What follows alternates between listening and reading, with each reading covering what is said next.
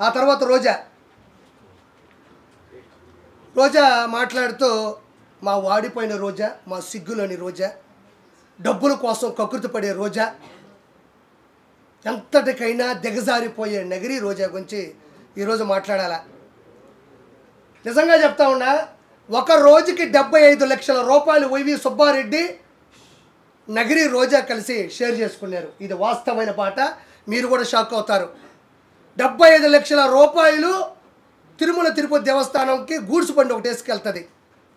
నా అంతటి లేదు తాళ్లపాక అన్నమయ్య, ఆయన ఎట్టలేడు కింద నుంచి. మీరు అన్నమయ్య క్యారెక్టర్ అది, తర్వాత రోజా క్యారెక్టర్ అది. వెళ్ళి రోజుకి 75 లక్షల రూపాయలన వైవి సుబ్బారెడ్డి రోజారెడ్డి ఇద్దరు కలిసి పంచుకున్నారు. ఆ తర్వాత ఈ మనిషి ఏది పేపర్లో రాసిస్తే అదే చూసి చదవడం అనేది రోజాకి బాగా అవసరం. నిన్న కూడా మాట్లాడుతూ ఉంది, నేను ఒక తిరుపతి అమ్మాయిగా అనింది. మా అమ్మ వయసు ఉంటుంది ఆవిడకి, మా అమ్మ వయసు రోజాకు ఉంటుంది, తిరుపతి అమ్మాయి అంట. ఇంకా మీకు వయస్సులు కావాలా, నాజూకుతనాలు కావాలా? ఇదేమి కర్మ ఇది? ఇప్పుడు ఒకరిని ఆంటీ అంటాం, ఒకరిని అమ్మాయి అంటాం, ఒకరిని చిన్న పిల్ల అంటాం, ఇంకొకరిని వృద్ధురాలు అంటాం, వృద్ధాప్యం అంటాం, వయసుకు వచ్చింది అంటాం. ఇది మామూలుగా మనం మాట్లాడే మాటలు. ఈవిడ అమ్మాయి అంట. మా అమ్మ వయసు ఉంటుంది 2 సంవత్సరాలు, మా అమ్మ కన్నా పెద్ద ఉంటావు నువ్వు. ఓబరకాయ మొహం వేసుకొని నేను తిరుపతి అమ్మాయిని అంటే, తిరుపతి అమ్మాయి అనేది ఏమన్నా ప్రొఫెషనలా? అది ఏమన్నా కోర్సా? నువ్వు అమ్మాయి అని చెప్పడం వల్ల నువ్వు సంపాదించిన 3,000 కోట్ల రూపాయలు ఏమన్నా నిలవన కనపడకుండా పోతాయా? లేకపోతే ఈరోజు ఇష్యూ వచ్చిన తర్వాత నువ్వు అమ్మాయిని గుర్తుకొచ్చిందా? నువ్వు ఏ రోజైనా ఓకే నగిరి రోజా అమ్మాయి నేను ఒప్పుకుంటున్నా. ఏ రోజైనా నీ అమ్మాయి అనే దాంట్లో ఆడతనం జనాలకు అర్థమైందా? నువ్వు ఆడ మనిషిలా ఏ రోజైనా మాట్లాడినావా?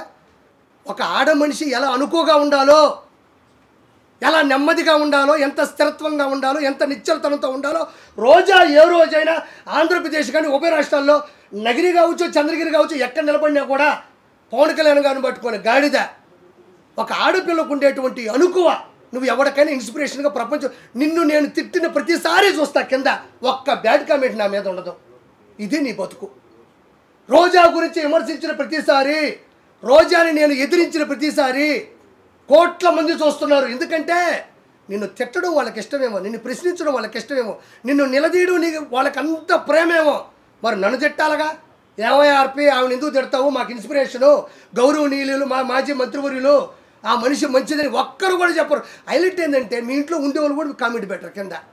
అంటే మీ ఇంట్లో వాళ్ళకి నచ్చక ఒక అమ్మాయి అంటున్నావే, ఒక ఆడతనం ఉందా నీకు? అడవితనం ఉంది నీకు. మృగజాతివి నువ్వు. మృగంలో ప్రవర్తిస్తావు. డబ్బులు అకౌంట్లో పడితే అన్నదమ్ములు అక్కడ ఇక్కడ మోసం చేస్తే వచ్చే డబ్బులతో 3,000 కోట్ల నుంచి 5,000 కోట్లు ఈరోజు సంపాదించింది నగిరి రోజా. ఆ డబ్బులు నగిరికి పెట్టుంటే మహానగరం అయి ఉండేది ఈరోజు. ఎందుకు చేసావు ఈ పద్ధతులు? మళ్ళీ ఇంకొకటి నేను ఈరోజే చెప్తున్నా, ఈ మనిషికి అన్నీ తెలుసు. లడ్డులో ఉండేటువంటి కొవ్వు పదార్థానికి సంబంధించినటువంటి 15% రోజా తీసుకుంది. ఇది వాస్తవం. వాస్తవం కాకపోతే రోజాని డిబేట్కి రమ్మనండి, లేకపోతే నా ముందుకు వచ్చి మాట్లాడమనండి. నేను చాలాసార్లు చెప్పానన్న, రోజా చేసిన అక్రమాలు చెప్పా. ఎక్కడైనా గుర్తుపెట్టుకోండి, నేను ఇది చెయ్యలేదు అని ఒక స్టేట్మెంట్ ఇచ్చిందా? రోజా ఎక్కడైనా నేను 3,000 కోట్లు సంపాదించలేదు, ఇసుక మాఫియా చేయలేదు, ఎర్రచందనం శేషాచలం అడవుల్లో ఎర్రచందనం కరుణాకర్ రెడ్డి, వైవి సుబ్బారెడ్డి, ధర్మారెడ్డి, జవహర్ రెడ్డి, జగన్మోహన్ రెడ్డి, వీళ్ళందరూ పెద్దిరెడ్డి రామచంద్రారెడ్డి, మిథున్ రెడ్డి, వీళ్ళందరూ పంచుకుంటుంటే అన్నా నాకు 4 చెట్లు అన్నాను. ఇది కానీ నా 4 దిక్కుల్ని మొక్కే దేవుడు ఆయన, 4 దిక్కులకి మొక్కు ఆయన. అలాంటి వ్యక్తి శేషాచలంలో ఎర్రచందనం ప్రకృతి వనం, అది ప్రకృతికి సంబంధించినటువంటి సంపద, అది నాకు సంబంధం లేదని రోజా అల్లా. నేను ఈ లెక్కని చెప్తే 5,000 కోట్లు దాటిపోయింది. ఇప్పుడు నేను చెప్పిన లెక్కనైతే ఎర్రచందనం 5,000 కోట్లు దాటిపోయింది. నేను ఒక మాట మాట్లాడింది, చంద్రబాబు నాయుడు గారు ఆయన హయాంలో మర్డర్లు, హత్యా రాజకీయాలు ప్రిపేర్ చేస్తున్నాడు అనింది. నేను రోజాను ఒకే ఒక క్వశ్చన్ సూటిగా మాట్లాడుతున్నా. చంద్రబాబు నాయుడు గారు మనుషులు చంపే వ్యక్తిత్వం ఉంటే, హత్యా రాజకీయాలు చేసే పనే ఉంటే ఎంతో కొంత పైపుడుతూ చేయాలి, మనుషులు పెట్టాలి. కాబట్టి మొన్న విజయవాడ విషాద విపత్తులో 30 లక్షల మంది జనాలు ఇళ్లలో వరదలో చిక్కుకుపోయి ఉంటే అందులో టీడీపీ వాళ్ళు ఉన్నారు, వైఎస్ఆర్సీపీ వాళ్ళు ఉన్నారు, బీజేపీ వాళ్ళు ఉన్నారు, సిపిఐ వాళ్ళు కూడా ఉండొచ్చు. నిజంగా వాళ్ళు వైఎస్ఆర్సీపీ వాళ్ళు చంపేయాలి, హత్యా కుట్రలు చేయాలి, కక్షపూరితోటి రాజకీయం చేయాలి. కేవలం వైఎస్ఆర్సీపీ వాళ్ళకి ఆహార పొట్లాలు, నీళ్ళ పొట్లాలు, గ్యాసు సిలిండర్లు, నిత్యావసర సరుకులు ఆపేస్తే సరిపోతుందిగా. ఓవరాల్గా 10 రోజులు పట్టింది కదా జనాలు ఇంట్లో వచ్చి బయటికి రావడానికి. వాళ్ళ ఇళ్ళలో కూడా చిన్నపిల్లకాయలు ఉన్నారు, పాల ప్యాకెట్లు కావాలా, కరెంటు పోయింది, కొవ్వొత్తులు కావాలా, తినడానికి ఆహార పదార్థాలు, తాగడానికి పొట్లాలు కావాలా. 4 కార్యకర్తలు పిలిపించి ఇక్కడ ఎవరు వైఎస్ఆర్సీపీ వాళ్ళు అంటే ఖచ్చితంగా లిస్ట్ ఇస్తాడు. కాబట్టి ఇమ్మీడియట్లీ వాళ్ళందరికీ ఇవన్నీ ఆపేస్తే హత్యా రాజకీయం కూడా చేయక్కర్లేదు. వాళ్ళ పాటికి వాళ్ళే పోతారు కదా. ఆకలితో దప్పికలతో అలమటించిపోయి కుంగి కృషించి నశించిపోతారు కదా. 10-15 రోజులు ఎవరూ బతకలేరు. అందులో గాలి కూడా ఆడని ఊపిరన్న పరిస్థితుల్లో చంద్రబాబు నాయుడు గారు వైఎస్ఆర్సీపీ వాళ్ళు ఈ వరదల్లో ఎవరు చిక్కుకో ఉన్నారని జస్ట్ డేటా తీసుకుంటే చాలు. హత్యా రాజకీయాలు చేయాల్సిన అవసరం చంద్రబాబు నాయుడు గారికి ఎందుకు? జస్ట్ వరదల్లో కొట్టుకుపోతారు, లేదా ఇళ్లలోనే చచ్చిపోతారు. పోనీ చంద్రబాబు నాయుడు గారు పెద్ద మనసుతో ఎన్ని చేశాడు. కేవలం రోజా మీరు అంటే నీకు నగిరిలో వరదలు రానక్కర్లే, విజయవాడలో కూడా వరదల్లో వైఎస్ఆర్సీపీ వాళ్ళు చిక్కుకున్నారు కదా. ఒక్క నా బట్టైనా వైఎస్ఆర్సీపీలో కోట్లు సంపాదించిన ఒక్కడైనా నెలలోకి దిగి ఈరోజు రోజా తిరుమల కొండ మీదకి వెళ్తే ఎవరైనా ఆపారా? మొన్నే పోయింది ఒక వారం క్రితం. ఎవరైనా ఆపారా? అక్కడే ఆపంది, అధికారం వచ్చిన తర్వాత అక్కడే ఆపంది. నువ్వు నీళ్ళలోకి వెళ్ళి ప్రజలకు సేవ చేస్తుంటే ఎవడు ఆపుతాడు నిన్ను ఆపే అంత పరిస్థితి ఎక్కడుంది?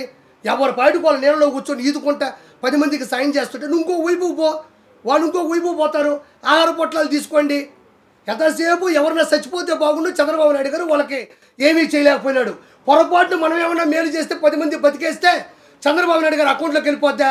లేకపోతే మనం సేవ్ చేస్తే ఇప్పుడు శవాలు దొరకవు.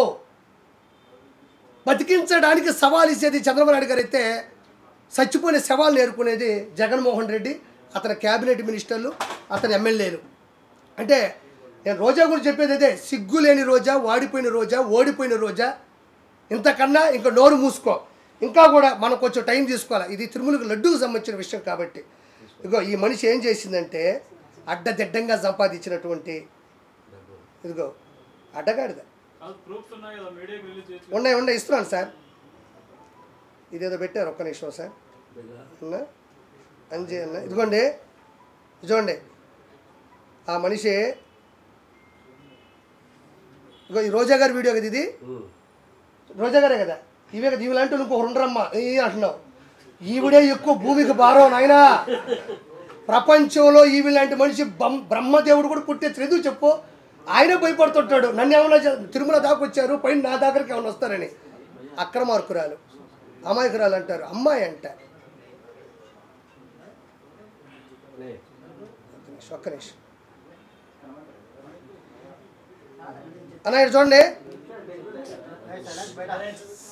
ఒక్క నిమిషం ఇది ఒకసారి చూడరా. ఒక్క నిమిషం ఇది పెట్టి బాబాయ్, ఒక్క నిమిషం. మొదట ఈవిడ పెట్టింది ఏంటంటే తిరుమల లడ్డు ముమ్మాటికి టీడీపీ కుట్ర. హైలైట్ ఏం తెలుసా, భగవంతుడు హింట్లు ఇచ్చేస్తూనే ఉంటాడు.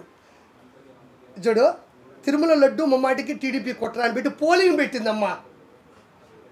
అవును కాదు అని పెట్టింది తాగుంటుంది.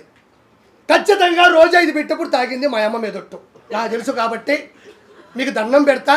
రోజా ఇది పెట్టినప్పుడు తాగింది. ఎందుకంటే మనం చేసిన అక్రమాలు 164 సీట్లు కూటమికి ఇచ్చి ఓటమైనా ఇంత ధైర్యంగా ఇది పెట్టిందంటే దిక్కుమాల ముందు ఏదో తాగింది. తాగకపోతే అంత నిషాలో తప్ప ఇది పెట్టలేమన్నాము. అమ్మ మీద ఉంటే చెప్తున్నా, నిషాలో ఉంది కాబట్టి ఇది పెట్టింది. కానీ ఎవరూ డేర్ చేయలేకపోయినారు దీన్ని. అంటే తిరుమల లడ్డు టీడీపీ కుట్రాన్ని పెట్టగలిందంటే తాగుంది. ఒక్క నిమిషంనే లైవ్ అయినా పర్లేదు, జనాలు కావాల్సింది నిజాలు కాబట్టి. ఇగో తిరుమల లడ్డు మమ్మడి కుట్ర చూడండి.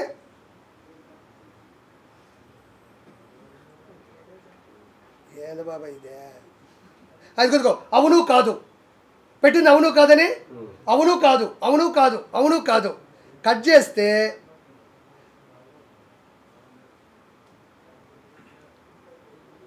ఇది అవును కాదని పెట్టింది కదా.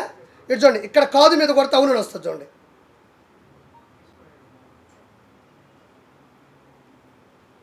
చెమట వల్ల ఇదిగో అవునని కొడితే, ఇదిగో కాదని కొడితే అవునని వచ్చింది. క్షమించాలా అంటే కాదని కొట్టినా కూడా పసుపట్టు సాఫ్ట్వేర్లు అంటే అవునుకు పెట్టేసింది. మళ్ళీ అవును కొడితే అవునే. ఆ స్క్రీన్ షాట్ ఒకటి వచ్చింది, ఇది ఒక్కసారి అండి. ఎందుకు బాబా ఇది పెట్టారు కదా నాకు, సుజీరన్న పెట్టాడు. చూడు, తిరుమల లడ్డు కల్తీ తప్పు ఎవరిదని పెట్టింది. అక్కడేమో తనకు నచ్చినట్టుగా బట్టలు సాఫ్ట్వేర్ పెడితే ఇక్కడ చూడండి ఎవరికి ఎంత పర్సెంటేజ్ వచ్చిందే తీసుకుంటున్నారా? ఒకసారి చూడండి. ఎందుకంటే మనకైతే అర్థమవుతుందన్న. కొంతమంది ఊర్లలో ఉంటారు, ఊర్లు అంటారు మా జగన్ చాలా మంచోడు, ఇటు అంటారు మా జగన్ చాలా మంచోడు, చాలా అమాయకుడు అంటుంటారు. వాళ్ళకి నిజంగా మనం చైతన్యపరచకపోతే ఈసారికి 40 కాదు కదా 4% ఓట్లు కూడా రానికూడదు ఈ దొంగకి, ఈ దౌర్భాగ్యుడికి. తీసుకున్నారా? Okay, done. పవన్ కళ్యాణ్ గారికి 8%, తిరుమల రెడ్డి కల్తీ తప్పి అవుతుంది 23లో, చంద్రబాబు గారు 27%, వైఎస్ జగన్మోహన్ రెడ్డి 72%. ఏది సాఫ్ట్వేర్ వినియోగించినా కూడా దెబ్బకు దాన్ని డిలీట్ చేసేసింది. అంటే ఎవరికో డబ్బులు ఇచ్చిందన్న, డబ్బులు ఇచ్చింది, వాడు సాఫ్ట్వేర్ పెట్టేశాడు, ఆవిడకి అనుకూలంగా వస్తున్నాయి, కానీ అయినా కూడా ఇది తిరిగి అటు ఇటు కొట్టేసరికి దాన్ని తీసేసింది.